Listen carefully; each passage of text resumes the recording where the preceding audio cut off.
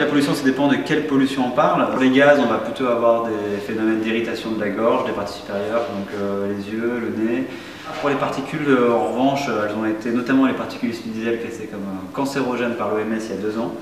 Pourquoi? Parce qu'elles pénètrent profondément dans l'appareil respiratoire, donc causent des problèmes d'asthme, de bronchite et des problèmes cardiovasculaires parce qu'elles passent dans le sang à travers les alvéoles pulmonaires et donc font coaguler le sang et génèrent des risques importants. Ce qu'il faut retenir, c'est qu'on a une tendance à la baisse depuis une dizaine d'années, qui stagne depuis quelques années, depuis 3-4 ans, mais qu'avec du vrai volontarisme politique, comme on l'a vu pour le plomb dans l'essence, on peut résoudre certains problèmes.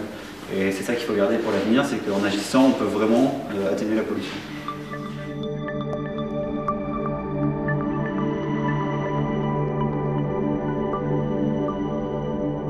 En fait, les hommes ont mesuré l'atmosphère et regardé si ça commence à évoluer.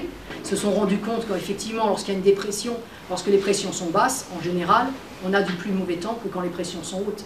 Alors déjà, on ne parle pas de pronostic en météorologie, on parle de prévision, c'est un petit peu différent. Alors pourquoi est-ce que c'est erroné? Eh bien parce que déjà, pour prévoir l'état de l'atmosphère, il faut connaître l'état actuel, faire des calculs, pour prévoir l'état futur. Et parfois, alors il y a déjà l'état actuel qu'on ne connaît pas suffisamment précisément.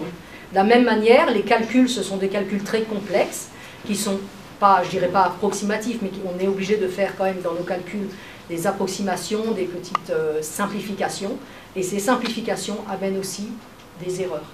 Et de toute façon, il faut surtout savoir, et ne pas oublier, que les prévisions météorologiques ont une limite théorique de 15 jours.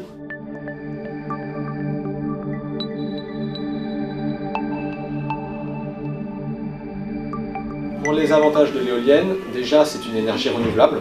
En fonctionnement, l'énergie éolienne est peu polluante puisqu'elle ne produit pas de CO2, pas d'émissions pas de radioactivité, donc elle ne détériore pas son environnement en fonctionnement. Ensuite, les avantages de l'éolien, tous les pays ont un potentiel éolien, ont du vent. Et enfin, un des avantages de l'éolien, c'est qu'il est proche de nous. Il suffit d'avoir une éolienne, par exemple, à 10 km de chez vous. Après, pour les inconvénients, un des inconvénients importants, c'est que c'est intermittent. Donc ça ne fonctionne pas tout le temps. Et donc, du coup, il faut une autre énergie pour combler les déficits en vent. L'éolienne est polluante, mais d'une autre façon.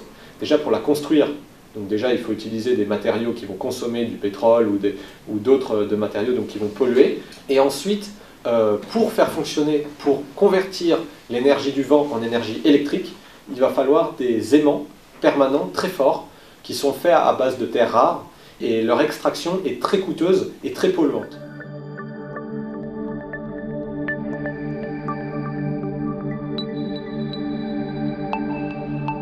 Qu'est-ce que d'abord une soufflerie? C'est juste un appareil qui génère du vent. Et puis à l'intérieur de ce vent, on va mesurer certains paramètres physiques sur des maquettes. Voilà, donc on va étudier en soufflerie tout ce qui se déplace dans l'air, tout ce qui est soumis au vent.